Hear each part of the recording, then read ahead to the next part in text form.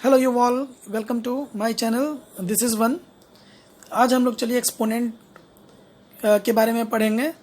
सो exponent जो rational exponent भी हो सकता है और वो डायरेक्ट एक्सपोनेंट भी हम लोग पढ़ेंगे, उसको रेडिकल्स फॉर्म में भी पढ़ेंगे, जो क्लास 9th में भी है और क्लास 8 में के भी स्टूडेंट्स को बहुत ज़्यादा बेनिफिट करेगा। चलिए सबसे पहले हम एक्सपोनेंट की बात करते हैं। मान लीजिए कोई नंबर स्टूडेंट्स 2 है, इसको हम 2 को मल्टीप्लाई करते जा रहे हैं 2 से, हम 5 टाइम्स ले रहे हैं इसको। तो आप सभी लोग जानते होंगे कि ऐसे तरीके के नंबर्स को आप लिखते हैं 2 to the power 5। तो याद रखिए students, this is called base and this is called exponent and index. ये हमारा जो 5 है वो इंडेक्स के भी नाम से जाना जाता है, एक्सपोनेंट के भी नाम से जाना जाता है और पावर के भी फॉर्म में हम लोग जानते हैं।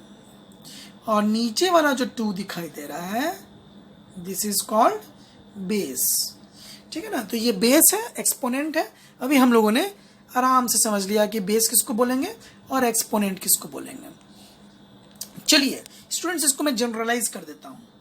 ए is multiplied by a multiplied by itself n times, then we can say its value is a to the power m।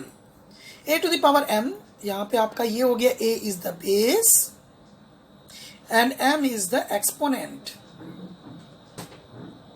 so m को हम लोग एक्सपोनेंट के नाम से जानेंगे और a को हम लोग बेस के नाम से जानेंगे। चलिए स्टूडेंट, अब हम लोग कुछ पढ़ते हैं लॉज ऑफ एक्सपोनेंट।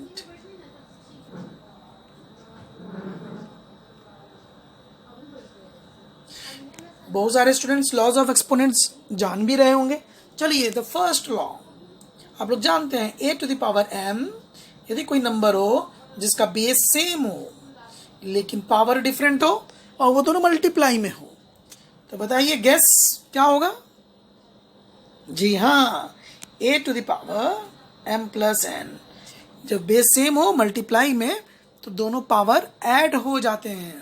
और ठीक उसी तरह से सेकंड लॉ कहता है कि एक्सपोनेंट्स का बेस सेम हो एंड दोनों के दोनों हमारा डिवीजन में हो,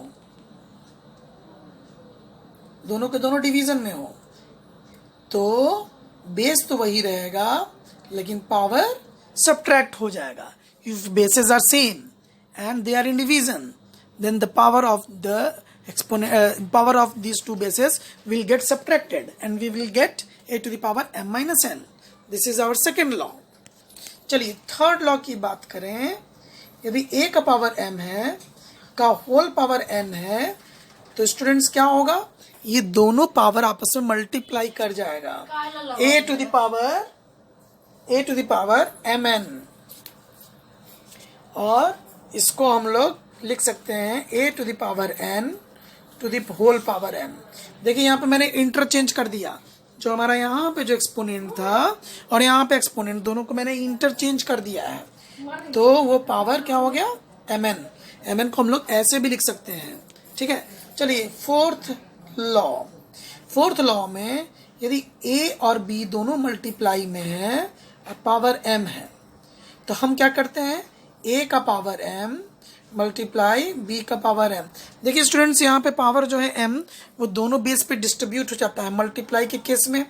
सिमिलरली डिवाइड के केस में भी दोनों डिस्ट्रीब्यूट हो जाता है।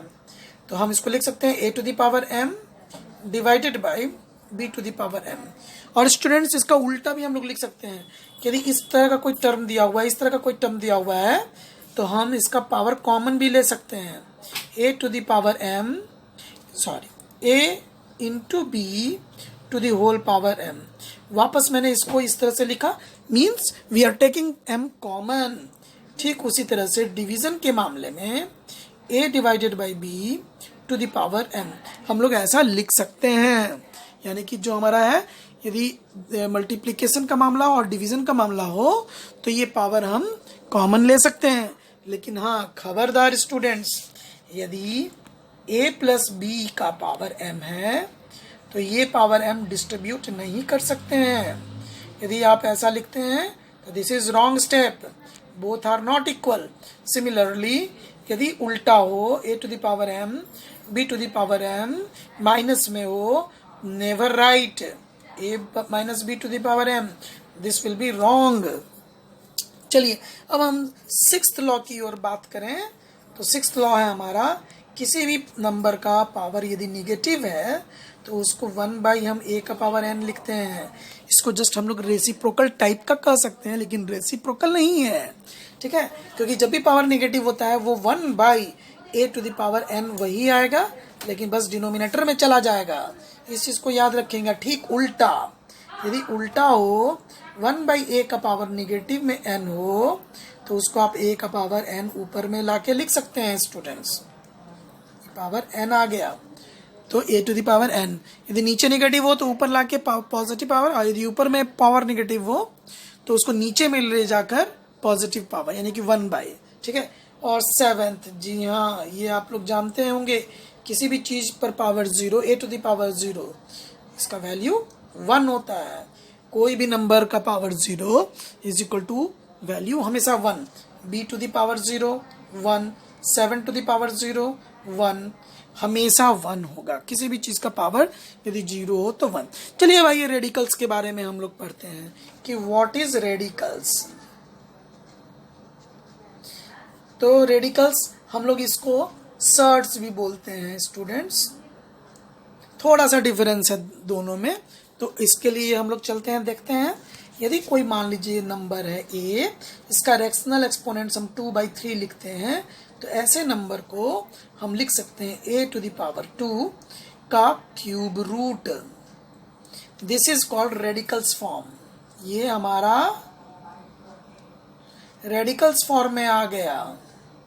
याद रखेंगे, जो रूट के अंदर है दैट इज कॉल्ड रेडिकैंड बोलते हैं उसको, रेडिकैंड। और ये जो 3 देख रहे हैं उसको ऑर्डर ऑफ रेडिकल्स बोलते हैं, ऑर्डर ऑफ रेडिकल्स।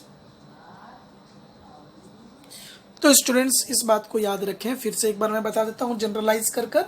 यदि a to the power 1/n है तो इसको हम लोग लिख सकते हैं a का पावर n ऊपर, और ये जो nth रूट है, this nth root will be written in root. So this is called radicals form and this is called exponential form.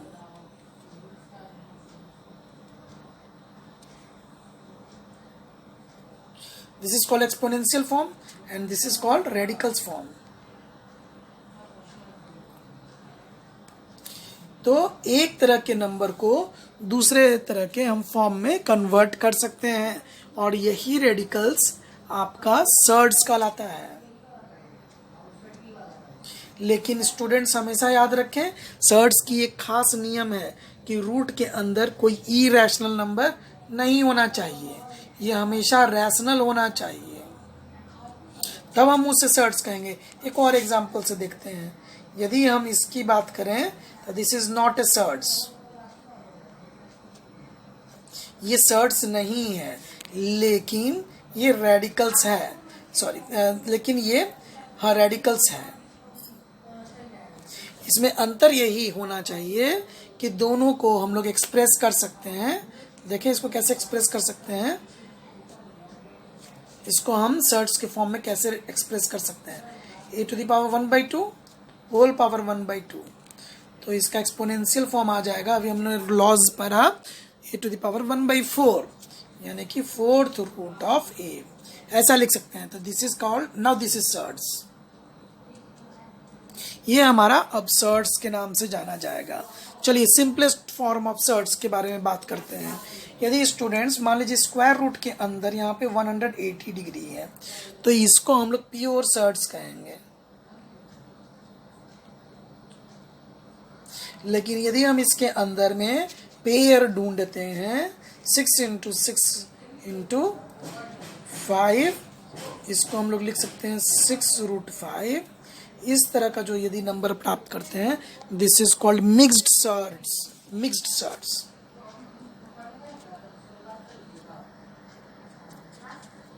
इसको मिक्स्ड सर्ट्स के नाम से जानते हैं, and this is also called as simplest form of the shirts.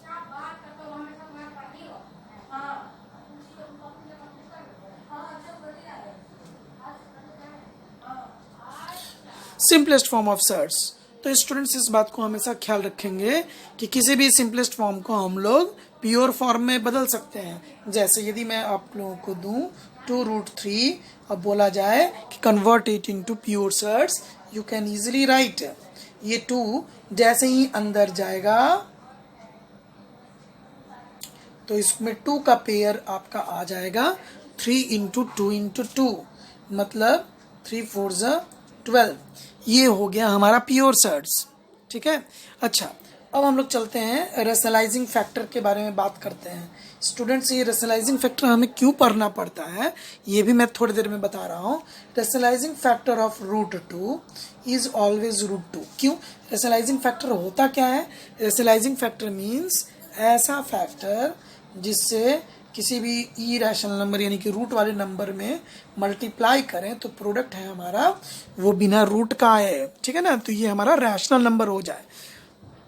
तो किसी भी ई rational number को रैशनल बनाने के लिए जिस हम ई रैशनल नंबर से सिंपलेस्ट रैशनल नंबर से गुना करेंगे तो उस सिंपलेस्ट रैशनल नंबर को हम लोग SRF कहेंगे, सिंपलेस्ट रैशनलाइजिंग फैक्टर। तो ये √2 का सिंपलेस्ट रैशनलाइजिंग फैक्टर √2 होगा। ऐसे तो √8 से भी इसको मल्टीप्लाई किया जा सकता है, यहाँ पर √8 भी आप लिख सकते हैं, लेकिन ये आपको वैल्यू 4 तो दे देगा, लेकिन ये 8 आपका सिंपलेस्ट रैशनलाइजिंग फैक्टर नहीं कहलाएगा, केवल रैशनलाइजिंग फैक्टर कहलाएगा। तो हम क्यों आखिर रैशनलाइजिंग फैक्टर निकालते हैं स्टूडेंट्स, इसके लिए थोड़ी देर में और हम बता रहे हैं आपको।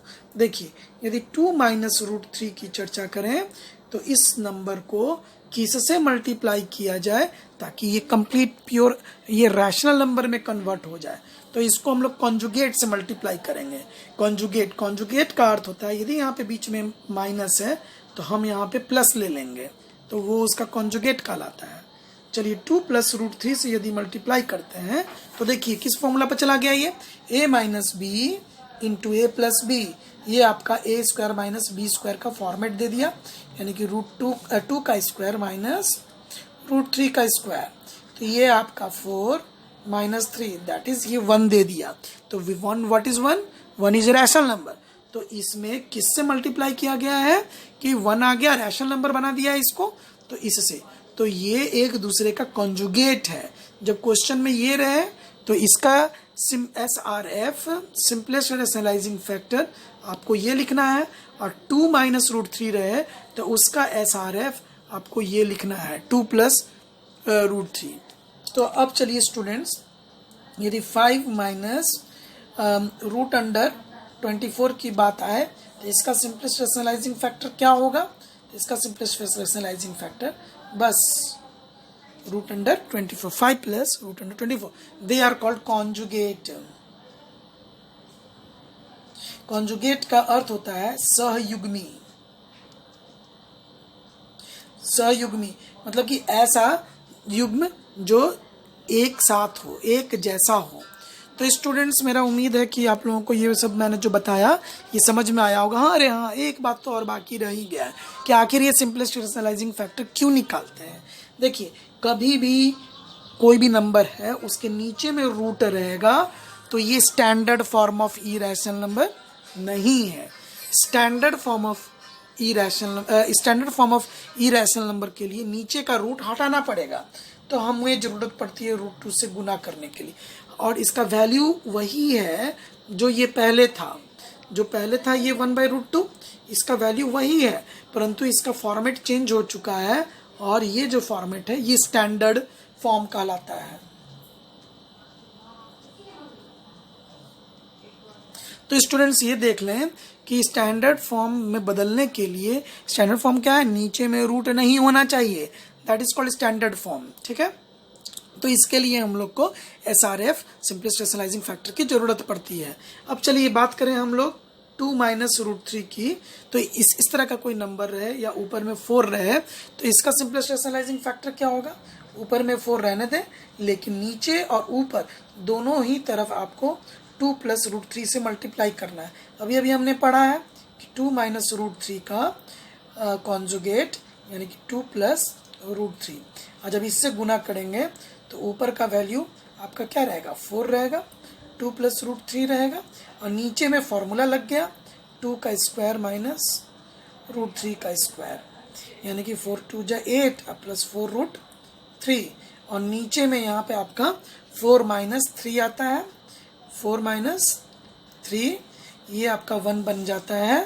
तो नीचे में आप लिखें या न लिखें, अब आपका ये सिंप्लीफाई हो गया। This is the standard form of surds. ये स्टैंडर्ड फॉर्म में नहीं था, लेकिन अब आपका ये स्टैंडर्ड फॉर्म में है। तो स्टूडेंट्स, उम्मीद करते हैं कि मैंने जो भी बताया उसको आप लोगों को समझ में आया होगा। प्लीज़ इसको आप इस चैनल को लाइक करें और सब्सक्राइब करें, और ज़्यादा से ज़्यादा इसको शेयर करें, ताकि ये जो मेरा चैनल है दिस इज़ वन, इसको नंबर 1 बना दें। ठीक है? Thank you all of you, thank you.